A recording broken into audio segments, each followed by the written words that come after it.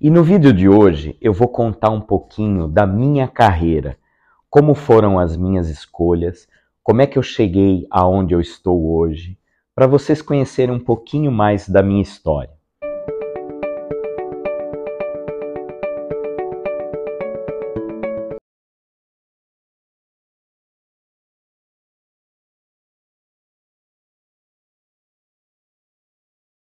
E eu vou voltar lá atrás, na época do colegial, na época do segundo grau, aonde eu estava decidindo o que eu ia escolher como profissão. Bom, nessa época existiam poucas opções, não tinham tantas faculdades e os cursos também eram basicamente os tradicionais, da área de exatas, da área de humanas e da área médica ou da área biológica. Na época, pessoal, acreditem, a gente ouvia música no disco, não tinha internet, então as informações eram o que a gente via numa revista, era o que a gente lia num jornal, e celular, acreditem, estava começando, era raro alguém ter celular ainda, e o celular era um telefone, ou seja, praticamente nada de mensagens, não existia WhatsApp, nada disso. Então, vocês imaginam a dificuldade que era para a gente ter alguma informação ou conhecer aí com facilidade o que a gente poderia ser ou ter, né? E foi dentro dessa situação que eu comecei a pensar no que eu iria ser quando crescer. Bom, eu sabia que área de exatas eu não conseguiria nada, porque eu sabia que matemática, tudo que envolvesse conta, não daria certo para mim. Ou seja, tudo que era a parte de exatas, eu não tinha muita afinidade, eu não gostava muito da parte de exatas. Normalmente na escola, quando eu tinha prova da área de matemática, física, química, essas coisas mais voltadas para a área de exatas, eu ralava muito, né? Eu estudava muito, mas eu tinha muita dificuldade porque eu não tinha habilidade com contas, eu não tinha habilidade com números. Então eu sempre estudei para poder passar de ano. E eu passava de ano realmente, mas sempre assim, naquela luta. Então eu sabia que a parte de exatas eu não poderia ser. A outra opção seria humanas. E humanas também não era muito minha praia, porque eu sempre fui uma pessoa muito objetiva, né? Isso é isso, e isso é aquilo, acabou, ponto final, não tem muita variação. E para quem gosta de humanas, para quem segue a área de humanas, precisa ter essa flexibilidade, né, de pensamento, uma área mais filosófica, uma parte mais artística. Apesar, pessoal, que eu gosto muito de desenhar, eu tenho um pouco de habilidade na área de desenho, mas eu nunca me considerei um artista, porque eu acho que para você ser considerado um artista, você precisa ter realmente uma forma de pensar um pouco mais diferente desse padrão tradicional. Então eu sabia que na área de humanas também não seria muito minha praia, e também na época, né, quando a gente procurava a área de humanas, as pessoas tinham uma certa dificuldade ainda de entender essas áreas, né? Então, dentro da família e dentro da nossa casa, normalmente a gente escutava muito assim, nossa, mas você vai fazer área de humanas? Você vai para a área de filosofia? Você vai para a área de artes? E qual emprego você vai ter? Onde é que você vai trabalhar? Então surgiam sempre essas dúvidas, né? E parece besteira, mas isso acaba entrando na nossa cabeça e a gente sempre fica com aquela dúvida, né? Ué, mas o que eu vou ser, né? Será que todo mundo que vai para a área de artes vai conseguir ser um artista de sucesso? Ou vai ter dificuldade para trabalhar? Então isso pesou um pouco e também não era a minha praia. Igualzinho na área de matemática, não era a minha praia. Então sobrou a área de biologia, a área biológica, a área médica, a área de cuidar, a área de paciente, né? E aí, realmente é uma área que eu sempre gostei. Então, quando eu era criança, eu gostava muito de pegar bichinho, né? Pegar esqueleto de bicho, esqueleto de pássaro, resto de inseto. Então, eu sempre gostei disso. Normalmente, eu destruía algo para depois conseguir reconstruir. Eu pegava o esqueleto lá de um bichinho que estava morto e eu ficava tentando montar aquele esqueleto. Então, pensando desde essa fase de criança, eu percebi que essa área era uma área que eu me daria melhor. Eu iria conseguir me adaptar, eu iria conseguir entender melhor. E também a parte de comunicação, que é muito importante, né, na área médica, na área biológica, que eu me dava bem. Eu gostava de falar com as pessoas, eu gostava de dar atenção para as pessoas. E aí eu comecei a perceber que isso poderia ser um viés aonde eu conseguiria cuidar das pessoas, né, tratar as pessoas. Então eu sempre fui muito curioso do corpo humano, eu sempre quis entender um pouquinho como é que funcionava, né? Como toda criança, a maioria das crianças tem muita curiosidade, principalmente com o corpo humano. E eu não era diferente. Então, juntando tudo isso, né, essa dificuldade na área de exatas, essa falta de aptidão para a área de humanas, para a área de mais filosófica, eu cheguei àquela conclusão que ainda era muito imaturo, né? Claro que era uma opção dentre as opções que existiam, era uma que eu achava que eu iria me dar bem, e ainda bem que eu fui para essa área, porque realmente é a área onde eu me sinto bem, onde eu me realizei, onde eu consegui fazer a maioria dos meus trabalhos. E foi aí que eu comecei a investigar quais eram as faculdades, quais eram os cursos, quais eram as opções que eu poderia estar iniciando aí minha carreira profissional, a minha carreira de estudo, a minha faculdade. E, como eu disse, na época existiam poucas faculdades, né? Principalmente no interior, onde eu morava, não tinham tantas opções, né, como nas capitais e tudo mais. E mesmo nas capitais também tinham poucas opções de faculdades. Não é como hoje, que a gente tem muita faculdade.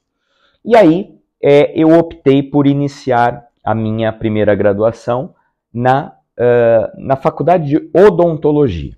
Foi assim que eu fui para Bauru. Bauru, uma cidade do interior do estado de São Paulo, que sempre foi referência na América Latina. Para vocês terem uma ideia, existiam na época pacientes que vinham de outros países da América Latina para se tratar em Bauru, porque Bauru ficou muito conhecido por ser um centro de reabilitação facial. Então, ele era baseado em uma medicina orofacial, ou seja, o estudante que ia para Bauru para fazer faculdade, ele aprendia a estudar e a compreender as doenças da face. E foi dentro dessa área que eu comecei, então, a entender um pouco das áreas médicas, né? Ingressando, normalmente quem ingressa nessas áreas, vai ter o primeiro curso, que é o curso de anatomia. E lá a gente tinha uma bagagem, né? O curso era muito, muito forte, onde a gente aprendia anatomia geral, anatomia do corpo todo. Depois a gente ia para anatomia da face, a gente se aprofundava na anatomia da face, e foi aí que eu comecei a me apaixonar pela profissão de professor, porque eu olhava os doutores, né, que iam dar aula pra gente, e eu ficava imaginando, nossa, um dia eu quero ser igual a esses caras, né? Eles entravam, a gente ficava lá, nossa, esse é o cirurgião, esse é o doutor tal, esse faz isso, esse faz aquilo, esse é referência, ele tem livro, ele tem isso, ele já deu aula fora do Brasil. E aí eu olhava eles e eu falava, nossa, um dia eu quero ser igual esses caras. E uma dica, tudo que a gente pensa, tudo que a gente quer, a gente consegue. Eu acabei virando professor também.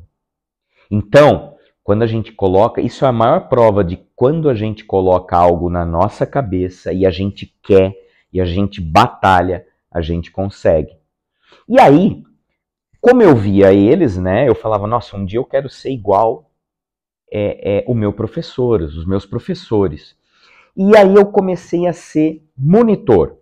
Vocês já devem ter ouvido falar, né, para quem já fez faculdade ou para quem, principalmente da área médica, a gente tem os monitores, que são alunos que normalmente gostam daquela área e eles acabam se dedicando e auxiliam os professores no estudo dos outros alunos. Os alunos que estão chegando, os novatos, eles têm os monitores que colaboram na disciplina, tiram dúvidas, ajudam os professores.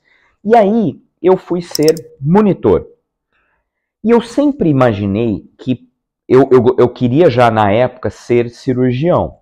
E aí, cirurgião de face. Eu sempre imaginei que para a gente ser um grande cirurgião, a gente tem que conhecer o corpo humano, conhecer a anatomia humana. E foi nesse aspecto que eu agarrei a oportunidade de ser monitor. Então eu achava que, sendo monitor de anatomia, eu ia ter uma bagagem diferenciada, né? Eu ia aprender mais. E foi exatamente isso. Eu consegui me especializar já muito durante a graduação, porque eu fui monitor. Depois eu tive a disciplina de radiologia, que na época era radiologia mesmo, porque o foco era raio-x. Na época, nos hospitais e nos consultórios, era basicamente o que se tinha, raio-x. Hoje não, hoje nós temos tomografia, ressonância, tantos outros exames, né, de imagem. Então hoje a gente usa o termo imaginologia, mas na época era radiologia. E aí eu comecei a fazer a disciplina de radiologia, que também eu achava muito importante, porque eu pensava o seguinte, para eu ser um cirurgião, eu tenho que ter métodos aonde eu olhe uma imagem por dentro, né? Eu consiga ser um bom observador do que tem dentro do corpo. Como é que eu faço isso?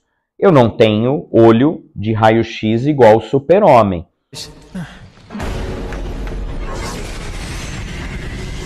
Ô, Clark, o que foi? O que foi, Clark? Ô, Kent! Você tá bem? Então eu tenho que ter uma ferramenta médica na minha mão. E a radiologia me dava isso. Então eu falei, bom, eu preciso ser bom nisso também. E foi aí que eu fui ser um monitor de radiologia. Fui lá, também me inscrevi, porque na época tinha concorrência, né, para ser monitor, porque a gente ganhava bolsa de estudos. Então eu fui lá para ser monitor, consegui, e fui ser monitor de radiologia. Também me aprofundei, estudei muito raio-x, inclusive eu desenvolvi na época um posicionador para ajudar quando a gente faz a imagem de raio-x, não distorcer a imagem. Então, eu vou colocar depois aqui também um link para vocês na bio desse vídeo, aonde você tem um link lá para você observar aí esse aparelho que a gente pode usar principalmente para radiografias de face, onde eu não tenho distorção da imagem.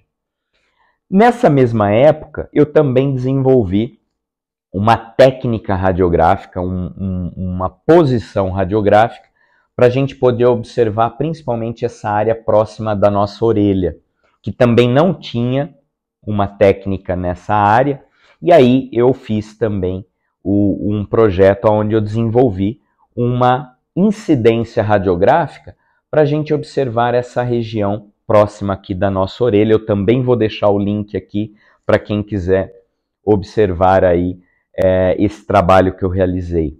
E aí eu me aprofundei muito no estudo do raio-x, nas imagens, nas técnicas, e fui estudando. Depois disso, eu fui ter uma disciplina chamada medicina orofacial.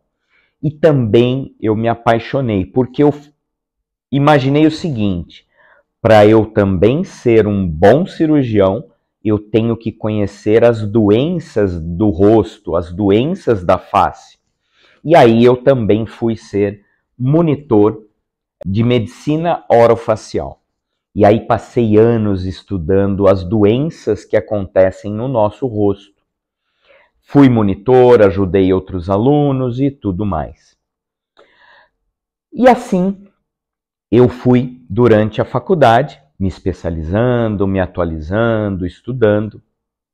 Apresentei inúmeros trabalhos, porque isso também era algo que eu imaginava. Eu falava, bom, para eu ter um bom currículo, eu tenho que começar agora. Eu não tenho que deixar para depois. E aí eu fui apresentando muitos trabalhos, fui em congressos, eu participei de muitos congressos, apresentei muitos trabalhos durante a graduação.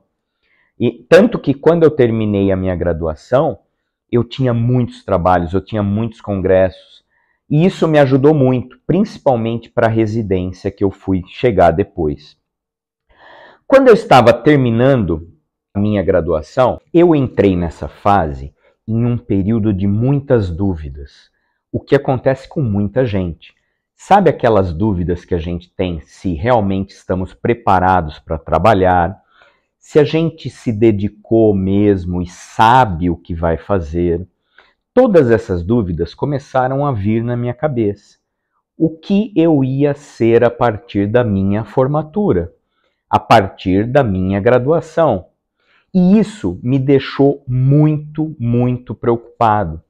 Eu acabei entrando num período de depressão, onde eu não sabia o que fazer. E é muito comum isso. Por quê? Porque a maioria das faculdades, ela te prepara para a parte técnica. Ou seja, você aprende naquele momento e naquele momento que você está dentro da faculdade, você está muito protegido, seja pelos professores, seja pelo sistema da faculdade. Mas e depois, quando você se forma? A partir daí, é com você. Você tem que tentar se inserir no mercado de trabalho. E nem sempre isso é passado para os alunos. Então, acaba acontecendo essa sensação de o que eu vou fazer após a minha formatura. E aí foi quando eu já estava muito preocupado, tentando estágio, tentando locais para eu poder trabalhar, hospitais, consultórios, e, como todo mundo, no início dessa jornada, nem sempre a gente acaba recebendo portas abertas. A gente tem muitos nãos, na verdade, a maioria é não, não dá, não temos vaga, e isso foi me deixando cada vez mais deprimido, cada vez mais triste, porque eu comecei a me colocar em dúvida. Será que eu estava preparado? Será que eu estava realmente pronto para trabalhar? E isso acabou colocando na minha cabeça que às vezes eu não iria conseguir nada na minha área, que também acontece com muitas pessoas. E foi aí que eu imaginei, eu falei, bom, eu não vou trabalhar mesmo na área. E eu vou fazer o quê? Eu vou ser frentista. Vocês podem acreditar, eu pensei muito. Eu falei, olha, se nada der certo, eu vou procurar um emprego num posto de gasolina e eu vou trabalhar como frentista. Tentem e vão para frente, porque se resolve. Tudo é uma questão de tempo.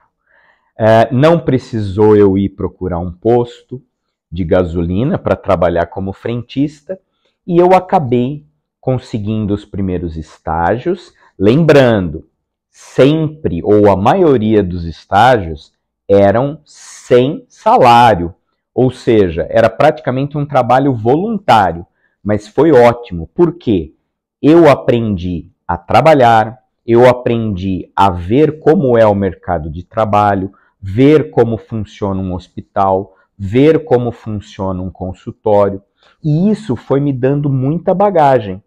Foi ótimo, porque a partir daí me deu mais suporte, me deu mais conhecimento junto com o que eu já tinha aprendido na faculdade, para eu poder chegar a um emprego, a um trabalho melhor. A partir daí, recebi um convite de um professor. O professor chegou para mim, era um professor que dava aula para odontologia e também para medicina. E ele me chamou e falou, Eduardo, eu vejo que você gosta muito de estudar, você se dedica, você sempre foi muito curioso, queria saber, queria estudar o corpo humano. Por que você não vai para Botucatu, para a Faculdade de Medicina? Botucatu também é uma cidade do interior, próxima a Bauru, e ele me convidou para ir para a medicina lá de Botucatu. E foi assim que eu fui para Botucatu. Né? Mudei para Botucatu e fui lá para a Faculdade de Medicina, onde eu fiquei em Botucatu por mais 5 anos. Então eu saí de Bauru, fui para Botucatu e fiquei lá 5 anos, aonde me aprofundei mais ainda nos estudos. E nessa época, junto, eu ficava no setor de anatomia, aprendendo o corpo humano todo mais ainda, me aprofundando mais ainda.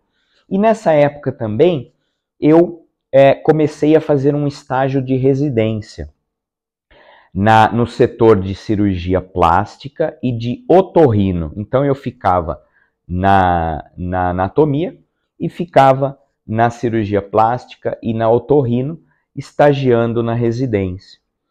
E foi aí que eu me aprofundei mesmo na face humana. Comecei a me aprofundar, comecei a estudar. Aí também lá em Botucatu, depois dessa fase, eu ingressei na minha pós-graduação. E aí, lembra que lá atrás eu queria ser igual ao meu professor? Seu Rolando Lero! Amado mestre, diante de vossa subida sabedoria, minha modesta sapiência cala-se contrita para ouvir-vos. Né? Eu olhava eles e falava, eu quero ser igual ao professor. E aí eu ingressei no mestrado, que é um tipo de pós-graduação, aonde você vai se aprofundar e vai iniciar também a sua carreira de pesquisador e de professor. Então, o mestrado são mais 2 anos, aonde você vai fazer uma dissertação de mestrado ou uma tese, né, inicial, aonde você vai se dedicar para um tema dentro dessa dissertação, dentro dessa tese. E aí eu comecei a me aprofundar nas pesquisas para tratamentos da face e diabetes. Então eu trabalhava com doenças, né, e principalmente as doenças relacionadas ao diabetes e os tratamentos de face.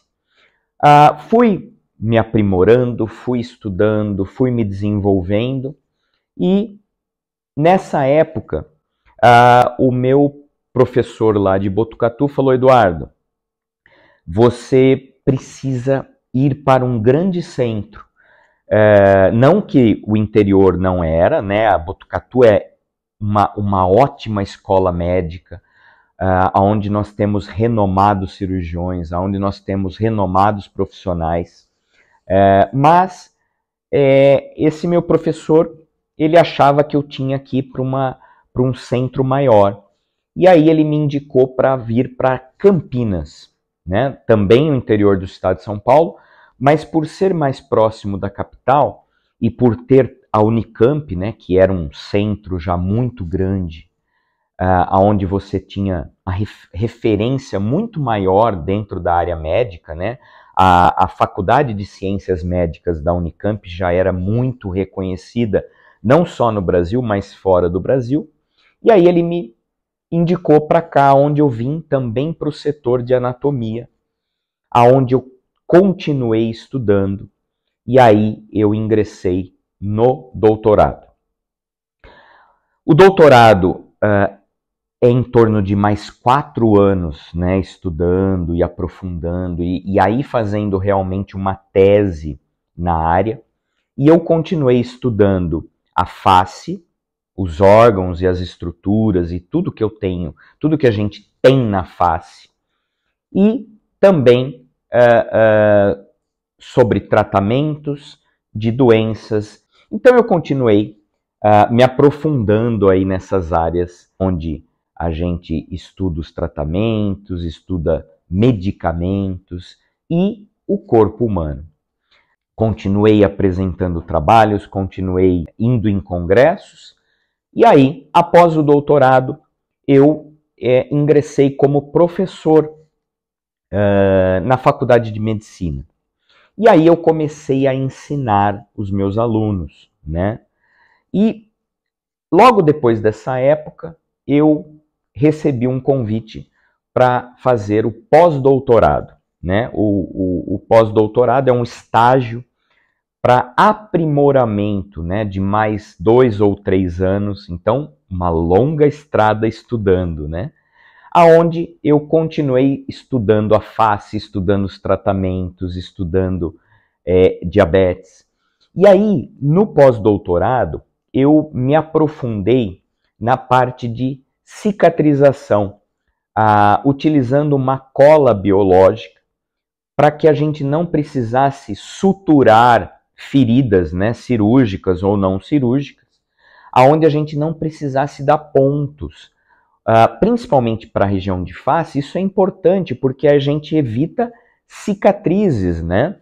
Então eu me dediquei ao estudo de colas biológicas. E depois dessa fase, eu fui para fora do Brasil, fui para Boston, aonde eu já tinha ido anteriormente para apresentar um trabalho, e eu retornei como professor convidado, como pesquisador convidado, e fiquei um período lá em Harvard, aonde também me dediquei ao estudo da face, ao estudo dos tratamentos que a gente pode fazer para doenças da face, e também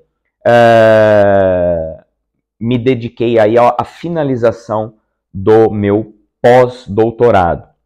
Após esse período, eu continuei estudando, continuei ensinando os meus alunos, tive uma carreira dentro da universidade, onde eu fui chefe de departamento, fui chefe de setor, representei dentro dos vários órgãos universitários diferentes cargos dentro da universidade, fiz muitos trabalhos, publiquei muitos artigos em revistas internacionais dentro da área médica, orientei alunos de mestrado, orientei alunos de doutorado e também orientei alunos de pós-doutorado, o famoso pós-doc. Inclusive, eu recebi alunos de outros países, alunos que vinham de outros países para fazer o pós-doutorado comigo, na área de face, na área de tratamentos, na área de medicamentos. Então nós desenvolvemos inúmeros medicamentos, vários tratamentos para doenças de face, para cirurgias de face. Foi depois que culminou tudo isso no meu concurso de livre docência, aonde eu fui aprovado e me tornei livre docente. O livre docente é o último título universitário, né, aonde você atinge um padrão de qualidade do seu ensino, da pesquisa. Em outros países, o livre docente é aquele professor que deve ser sempre consultado pelos professores mais jovens. O professor, quando está iniciando, ele consulta normalmente o professor livre docente, o professor titular, que é aquele professor referência, que já passou por todas as carreiras dentro do ensino, da pesquisa e da extensão. Então, esse é um resumo de toda a minha carreira, de tudo que eu estudei, de tudo que eu me dediquei para desvendar os segredos da face humana.